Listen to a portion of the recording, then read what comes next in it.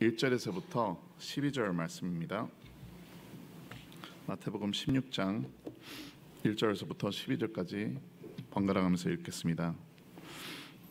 바리새인과 사두개인들이 와서 예수를 시험하여 하늘로서 오는 표적 보이기를 청하니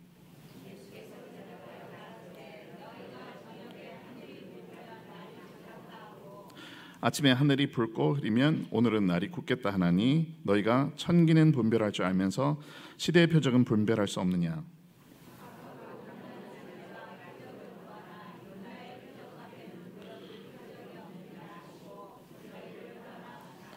제자들이 건너편으로 갈새 떡 가져가기를 잊었더니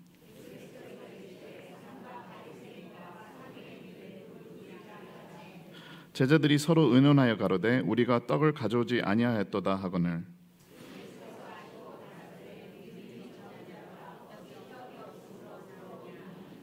너희가 아직도 깨닫지 못하느냐. 떡 5개로 5,000명을 먹이고 주운 것이 몇 바구니며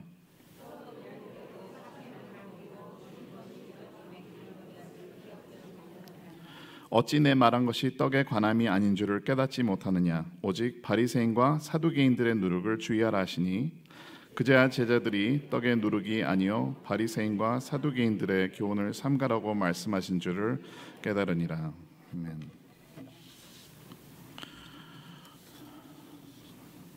몇 달 전에 인터넷으로 제가 영상을 접한 적이 있습니다. 제목은 카메라에 잡힌 가장 큰 5 쓰나미였습니다.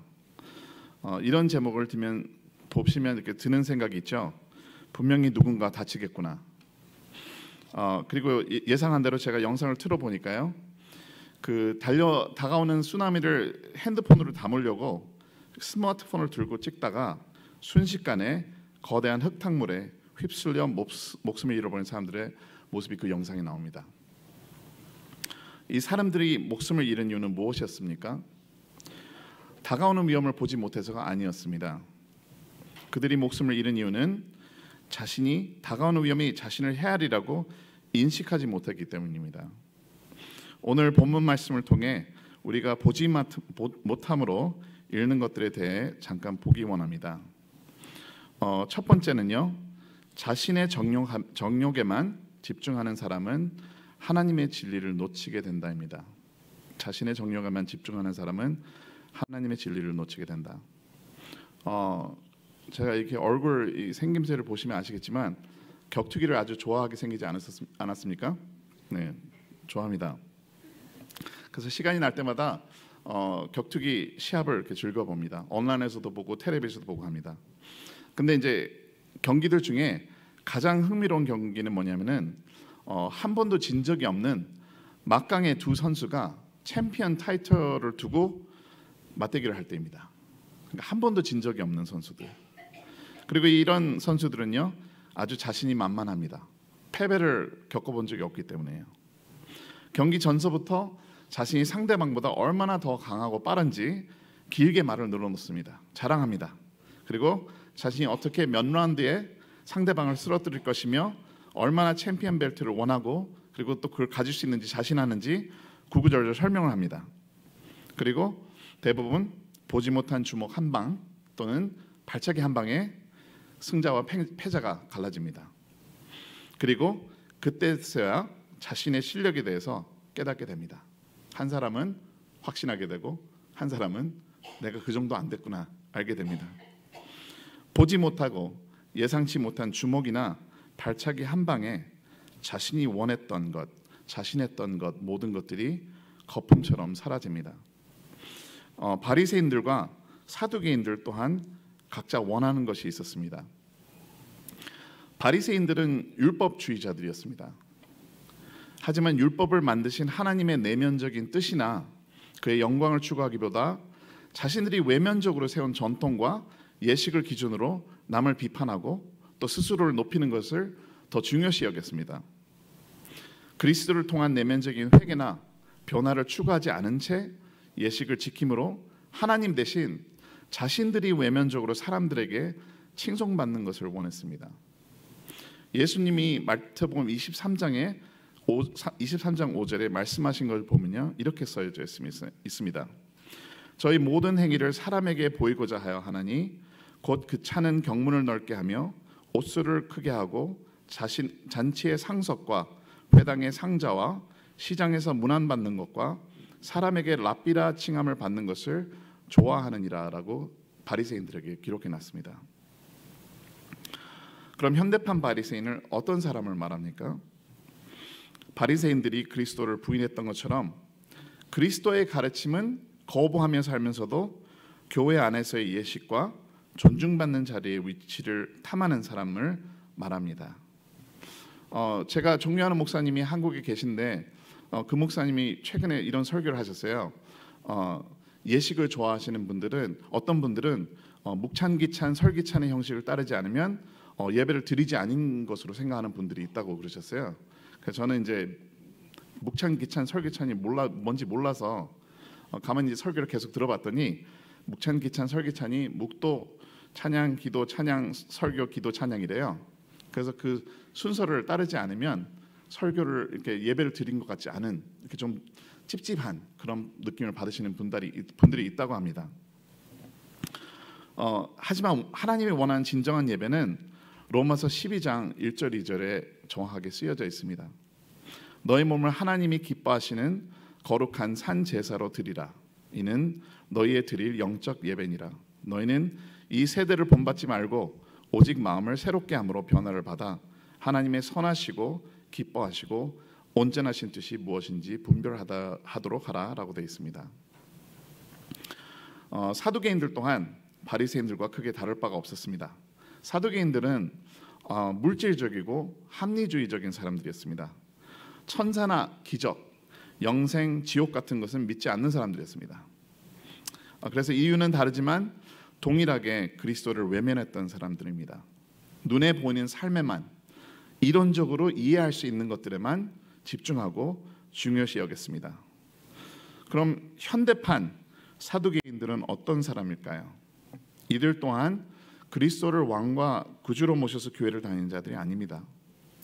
하나님의 지혜와 구원을 바라는 것보다 보이는 물질과 자신의 지식과 이론을 더 신뢰합니다. 물질적, 논리적 또는 사회 정서적으로 필요한 것들을 채우려고 교회를 다니는 자들입니다. 많은 사람들이 자신이 원하는 것에만 집중하다가 하나님이 진정 우리가 알았으면 하는 진리를 놓치는 사람들이 있습니다. 교회 잘 다니고 예배 잘 드리고 하면 나의 삶을 축복해 주시는 하나님, 내가 논리적으로 성경을 더 알고 이론적으로 깨달으면 나를 구원시켜 주시는 하나님으로 착각하는 사람들이 많습니다. 하지만 예수님께서는 말씀하셨습니다. 요한복음 8장 32절에 진리를 알지니 진리가 너를 자유케 하리라 라고 말씀하셨습니다. 그리고 요한복음 14장 6절에 그 진리가 바로 자신이라고 말씀하셨습니다.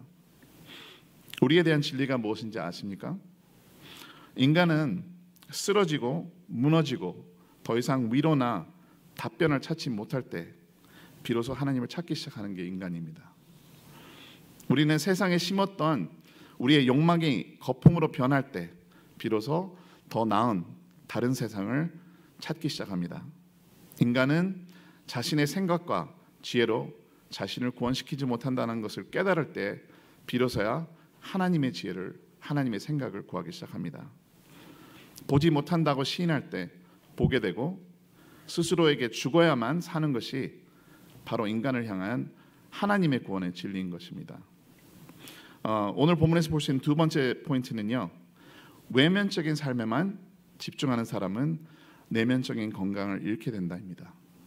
외면적인 삶에만 집중하는 사람은 내면적인 건강을 잃게 된다. 저희 영어 청년부에서요, 지난 2달 동안 시편 23편을 두고 계속 공부하고 있습니다. 근데 목자의 시점에서 바라보는 시편 23편이라는 제목으로 한 절 한 절씩 지금 배우고 있는데요. 그래서 목자와 양의 관계에 대해서 아주 자세하게 많이 배워보게 됐습니다. 그 시편 23편 5절에 보면요, 기름으로 내 머리에 바르셨으니라고는 구절이 있습니다. 그 목자가 양의 머리에 기름을 발라야 되는 이유가 여러 가지 있었습니다. 그 중에 하나가 여름이 되면 양에게 가장 무서운 적이 나타난다고 합니다. 그것이 무엇인지 아세요? 보일까 말까 하는 작은 파리입니다. 이름이 코파리예요. Nosefly. 그냥 보통 파리보다 더 작습니다. 이 작은 파리가 그 양의 코 안으로 깊숙이 들어가서 알을 낳으면요, 그 애벌레가 뇌 안을 파고 들어가서요, 그 뇌 안에서 번식을 한답니다. 그래서 점점 통증이 심해지고, 그 목자가 양을 조치를 안 해주면요, 그 약을 발라주거나 그걸 꺼내지 않으면, 수술해서 꺼내지 않으면요, 양은 견디지 못하고 옆에 있는 바위나 나무에 머리를 박다가 죽는다고 합니다. 전 그런 것이 있는 줄 몰랐어요. 보일까 말까 하는 하찮은 그 파리 한 마리로 인해서 소중한 양이 목숨을 잃게 됩니다. 우리의 육신의 눈으로 보면 아무 문제가 없어 보이는 사람들이 있습니다. 옆에 지금 왼편 오른편에 잠깐 보시겠어요?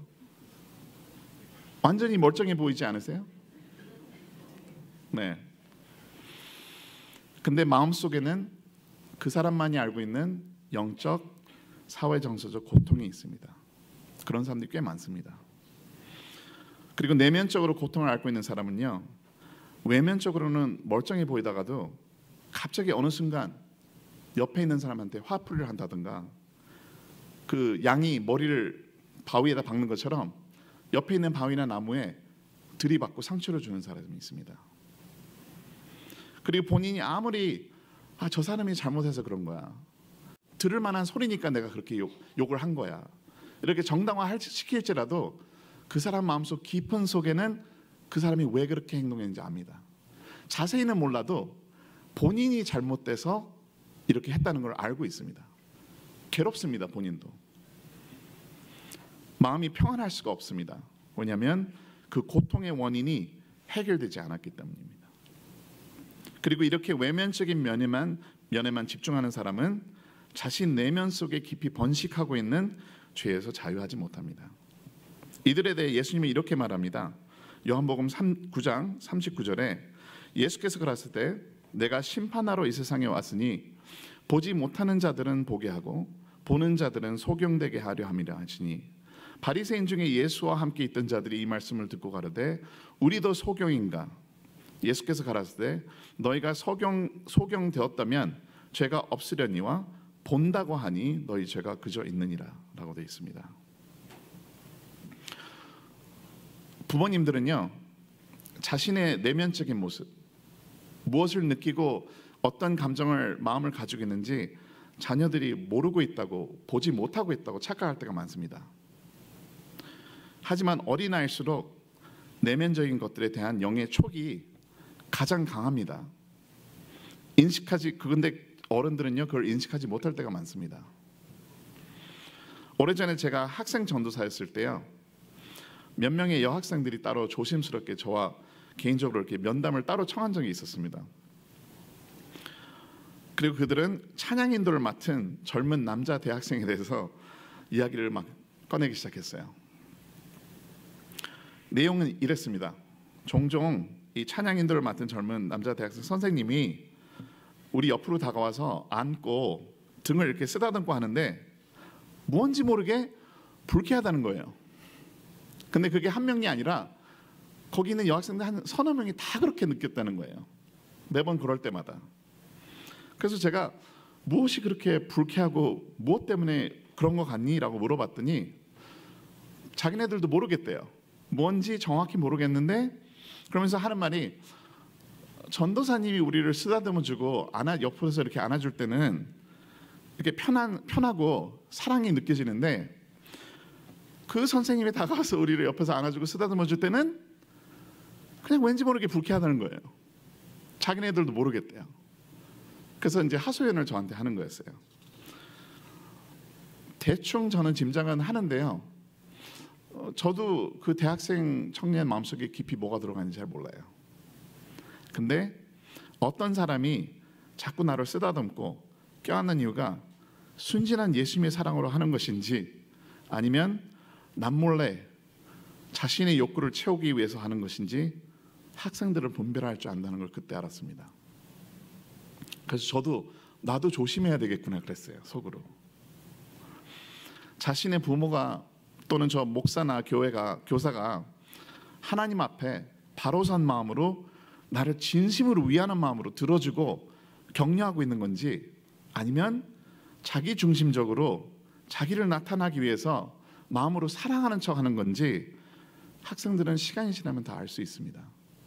그 말투와 표정과 느낌상 진짜인 것 같아 아닌 것 같아를 알 수 있습니다. 다윗은 시편 139편 23절에 이렇게 말합니다. 하나님이여 나를 살피사 내 마음을 아시며 나를 시험하사 내 뜻을 아옵소서. 내게 무슨 악한 행위가 있나 보시고 나를 영원한 길로 인도하소서라고 했습니다. 내면적인 건강과 평안을 얻으려면은 오직 다윗이 가졌던 마음처럼 자신 내면적 죄와 영적 병들에 대해서 스스로가 볼 수 없다, 해결할 수 없다는 것을 시인해야 됩니다. 하나님 앞에 그것을 시인하고 그 하나님 앞에 자신을 맡겨야만 합니다. 그것만이 진정한 치유와 회복을 누릴 수 있는 길입니다. 오늘 본문에서 볼 수 있는 세 번째는요, 일시적인 것만 보는 사람은 영원한 삶을 놓치게 된다입니다. 일시적인 것만 보는 사람은 영원한 삶을 놓치게 된다. 예수님을 알고 하나님을 사랑할지라도요, 일시적인 것에 집중함으로 영원한 것을 잃어버릴 때가 많습니다. 당장 바로 눈앞에 보이는 것에만 집중함으로 미래에 대한 투자를 하지 않을 때가 많습니다. 우리는 현재 우리 눈앞에 있는 모습만을 보다가 전체 그림을 놓칠 때가 많습니다. 여러분들 운전하실 때 차에 1m 앞을 이렇게 내다보고 운전하시는 분은 한 분도 안 계실 거예요. 왜냐하면 그렇게 운전하시면 분명 사고 나세요. 운전하실 때 멀리 내다보고 운전하셔야 됩니다. 어디로 가고 있는지 보셔야 됩니다. 바리새인과 사두개인들은 자신들의 눈앞에 있는 것들, 자기가 추구하는 것들, 외면적인 것들, 칭송받기 원하는 것들, 이런 것들을 바라보고 영원한 하나님의 나라의 주인이, 왕이 바로 앞에 있었는지 누구인지 알아보지도 못했습니다. 그를 오히려 핍박했습니다. 십자가에 못 박아 죽였습니다. 우리 자식과 부모님들의 관계도 똑같습니다. 어린 자식의 현재 약한 모습에만 집착하는 부모님이 계십니다. 뭐 어떤 이유로 약하든가, 나이 때문에 약할 수도 있고요, 어떤 병이 있어도 약할 수도 있고요, 여러 가지로 약해 보일 수 있습니다. 가렵죠. 근데 그 지금 약한 모습에 있는 자녀만 보시면요, 후에 당당하게 서 있어야 될 자녀를 못 키우십니다. 그런 자녀가 나오지 못합니다. 어렸을 때 귀여운 모습만 붙잡고 기억하시고 계속 내 말을 따라줬던, 이쁜 말만 하고 아주 그냥 그렇게 행동했던 내 딸, 내 아들, 그것만 붙잡으시잖아요. 그리고 그 아이들이 원하는 대로 다 해주시잖아요. 너무 사랑스러워서. 그러면 후에 이 아이가 자기 중심에서 상대방 중심으로 바뀌는 사회인이 될 수가 없습니다. 그런 아이가 나올 수 없어요. 그런 어른을 성장할 수가 없습니다. 그리고 이제 청소년을 이게 자식으로 두고 계신 분들은 얼마나 반항이 심해요. 이쁘게 키워놨는데 이런 괴물로 변하다니, 지금 그런 생각하실 거 아니에요. 어떻게 나의 뱃속에서, 이런 아름다운 뱃속에서 이런 아이가 나왔지? 그러니까 분명히 5년 전까지만 해도 이뻤는데 지금은 완전히 그냥 뭐라고 말하지 않겠습니다. 무슨 누구의 자식처럼 행동을 보면 어떻게, 그러면 솔직히 어머님, 아버님이라도 욕이 나오실 수 있습니다. 손이 올라갈 수도 있고요, 때려주고도 싶고요. 근데 그때 뭐를 보셔야 하냐면요, 그의 완성품을 보셔야 됩니다. 하나님이 여러분의 완성품을 보시고 십자가에 돌아가셨던 것처럼 내가 하나님 앞에 이 아이를 얼마나 오래 참고 하나님의 사랑으로 키워야 되는지 심사숙고하셔야 됩니다. 계속 생각하셔야 됩니다. 그러면 여러분들이 어렸을 때부터 다 봤었던 그 아름다운 여자아이, 남자아이가 다시 거룩한 아름다운 성인으로 다시 태어날 겁니다. 거듭날 겁니다. 어른들도 마찬가지입니다. 영혼을 보지 못해서 절망에 빠집니다. 우리가 바라는 저 영혼, 여기만 보이기 때문에, 제 바로 코앞에 있는 이것만 보이기 때문에, 환경만 보이기 때문에, 저 사람만 보이기 때문에, 이 관계만 보이기 때문에, 지금은 통장만 보이기 때문에 염려하고 절망에 빠지고 좌절하고 포기합니다. 영혼을 보지 못해서 자신의 환경과 남을 존중할지 모릅니다. 한마디로 막 삽니다. 영혼을 보지 못해서 하나님에 대한 신뢰를 저버립니다. 교회에는 분명히 앉아 있는데, 분명히 입으로는 찬양을 하고 예배로 형식은 따르고 있는데 마음은 하나님에 대한 신뢰를 저버린 지 오래입니다. 그러니까 찬양을 해도 기쁘지 않고, 기도를 해도 응답받는 것 같지 않고, 하나님이 어디 있는가 싶고, 그렇습니다. 영혼을 보지 못해서입니다. 그리고 그 텅 빈 자리를 위로할 하나님이 아닌 다른 일시적인 것들을 대신 찾습니다. 내가 만질 수 있고, 내 눈에 바로 볼 수 있고, 바로 느낄 수 있고, 그런 것들을 찾습니다. 오락이 될 수도 있고요, 술이 될 수도 있고요. 어떤 분들은 일에 묻혀서 삽니다.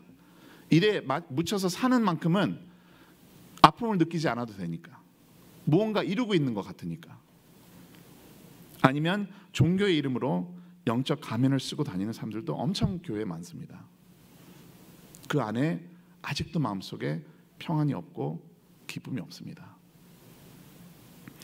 하지만 하나님이 남긴 그 빈자리를 채울 수 있는 것은 하나님밖에 없습니다. 어떤 위치나 명예나 재물도 그 빈자리를 채울 수가 없습니다. 영원히 존재하시는 하나님만이 그 빈자리를 영원히 채울 수 있습니다. 그리고 그 빈자리를 채울 수 있는 유일한 분의 이름은 예수 그리스도입니다. 임마누엘입니다. God with us. 나와 영원히 함께 하시는 하나님입니다. 그분만 있다면 아무것도 없어도, 내가 가지고 있는 모든 것을 잃어도 다 가진 것입니다. 이번 수련회 때요, 저희 학생들이 진짜 은혜 많이 받았어요. 왜냐하면 강사도 그렇고 미셔도 그렇고 저도 그렇고 교사들이 다 울었던 것 같아요. 왜냐하면 어떤 것을 마지막 날에 했냐면요, 여기다가 이렇게 슬라이드를 만들어 놓고 하나님, 교회, 부모님 그래놓고 이분들한테 묻고 싶거나 말하고 싶은 것을 적어서 붙여달라 그랬어요. 이 포스트잇 노트에다가. 근데 그 내용들이, 학생들이 그 내용들을 쓴 내용들을 보고요, 저희들이 너무 감동받아서 울었어요. 어떤 학생은 솔직히 너무 아픈 것들이 많다, 하나님을 계속 찾는데 하나님 보이지 않는다, 그런 학생도 있었고요. 내가 이 교회에서 우리 부모님 같은 분을 만나서 내가 예수님의 사랑을 알고 있는 그것이 너무나도 감사하다, 소중하다, 그런 글들이 계속 나왔어요. 저도 상상하지 못했어요. 얼마나 감사하고 감사했는지 몰라요. 그리고 미셸이 설교 중에 한 내용이 있었거든요. 아이들의 아이덴티티에 대해서, 너희의 가치가 어디서 오는가. 근데 우리 모두한테 해당되는 말인 것 같아요.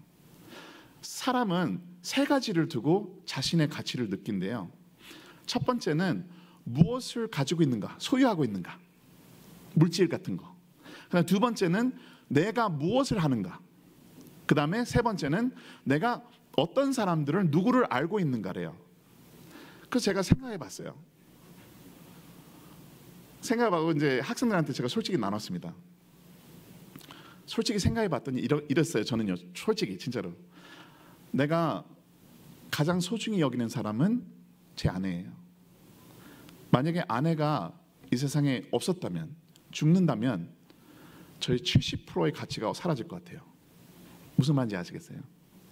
제가 하는 일은 목사예요. 근데 제가 목사를 하지 않는다면, 하지 못하게 된다면 저의 20%의 가치가 그것도 떨어져 나갈 것 같아요. 목적을 잃어버릴 것 같아요. 제가 가진 것, 그거는 전혀 걱정이 안 돼요. 가진 게 별로 없어요. 뭐 0%에 거의 상관이 없어요. 여러분들은 어떠세요? 내가 가진 것, 내가 하는 것, 내가 알고 있는 사람들을 한꺼번에 다 잃어버려도 남으신 게 있으세요. 미셸이 뭐라 그런지 아세요? 피카소가 그림을 그렸는데요. 그 그림이 104 밀리언 달러에 팔렸대요. 한국말로도 제가 트랜스레이트를 못하겠어요. 얼마나 많은 돈인지. 104 밀리언 달러면 1000억일걸요? 1040억이에요. 그렇게 팔렸대요. 근데 페인팅을 봤는데 저희들이 봐도 사고 싶지 않은 그림이에요. 이상한 그림이에요. 거저줘도 저는 안 할 것 같아요. 근데 피카소라는 그 이름, 그리고 그 이름 때문에, 그걸 만든 사람의 이름 때문에 누군가가 1040억 원을 내고 그 그림을 샀다는 거예요. 옥션에서 2004년도에. 그래서 미셸이 뭐라 그러냐면요, 너의 가치는 누가 너를 만들었고, 그리고 누군가가 얼마나 주고 너를 사고 싶어 하는지, 너를 가격에 매기고 싶어 하는지, 그거에 따라서 가치가 올라간다 그랬었어요. 그래서 미셸이 뭐라 했냐면, You were bought with the blood of Jesus. 예수님의, 하나님의 아들의 피로 샀다. 그러면 가치가 얼마나 될까요? 측정할 수 없어요. 근데 여기 계신 분들 다 있잖아요. 다 똑같은 거예요. 여기 계신 한 분 한 분 다 여러분들이 얼마나 소중한지 측정할 수가 없어요. 예수님의 피로 샀기 때문이에요. 그 이후로 저희들은 예수님을 사랑하고 찬양하는 겁니다. 영원한 것을 추구하는 겁니다. 그분만 있다면 모든 것을 잃어도 다 가진 것입니다. 보이지 않는 그분, 지금은 옆에 있지 않은 것 같은 그분, 하지만 조금만 마음의 귀를 기울이고 모든 것을 내려놓으면 보고 느끼시는 그분을 만나는 우리 모두가 될 수 있기를 기도합니다. 잠깐 기도하겠습니다.